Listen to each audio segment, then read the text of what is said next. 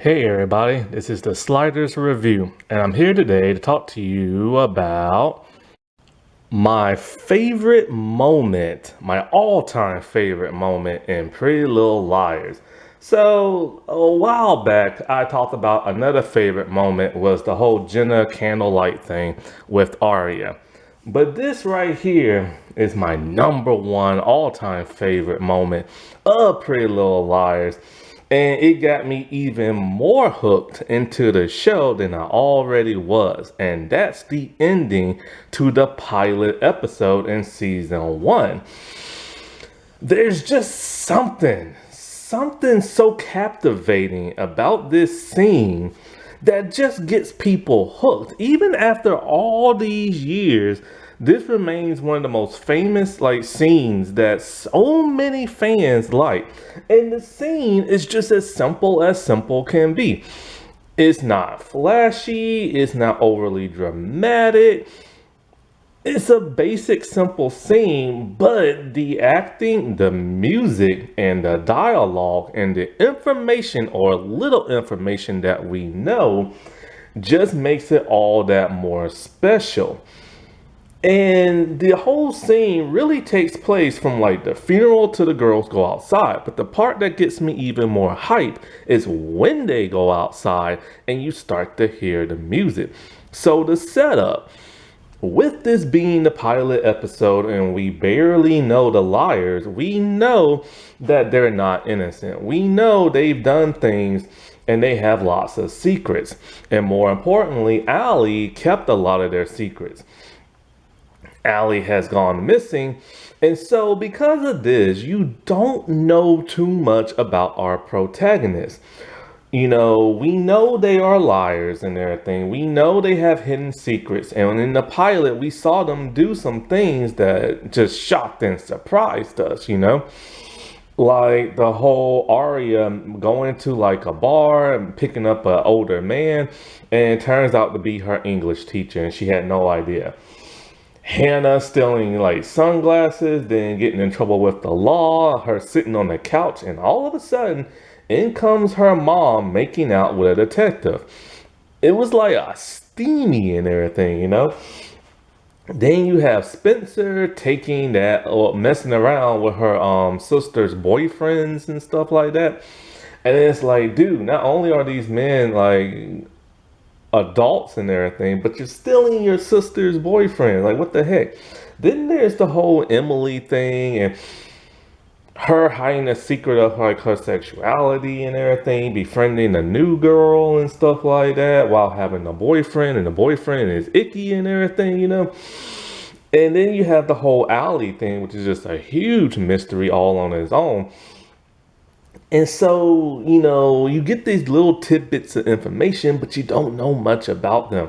And so then, you at the funeral, they meet Allie's mom. And then all of a sudden you see I think, what is it, Arya walking and somebody holds her hand and it's her group of older friends. Well, not older friends as in old, but people she used to be really close with that she hasn't really talked to since Allie went missing. And they all reconnect because of Allie going missing. And it's just a heartfelt scene where all these girls have reconnected again. And then there's the infamous flask scene with Hannah giving the flask to that of Emily, which will pay off in season 3. But still, it's never really truly 100% explained. And, them talking about how they can't believe she's gone. And it's a closed casket, so that makes a whole lot more sense for later seasons. And then, they leave. Well, before they leave, actually, they see Jenna Marshall. And they see, the original Toby before he got recast in the other episodes. And you see the girls panic and they're scared because they see Jenna. And it's all okay, what's the whole thing with this whole Jenna thing? And then later on, we will find out why. So we know there's something big with that, but we don't know exactly what. So you have all this mystery and suspicion intensifying and everything, and they walk out and they're linked in arms, and that's pretty cool. And then this is the moment that really, really got me hyped, is when they leave holding arm in arm, you hear Rachel's digs, Hands of Time song, right? And it's a beautiful song, and it just fits like this moment and everything. And the song is so beautiful that like it really elevates this whole scene. And here he comes, Detective Walden.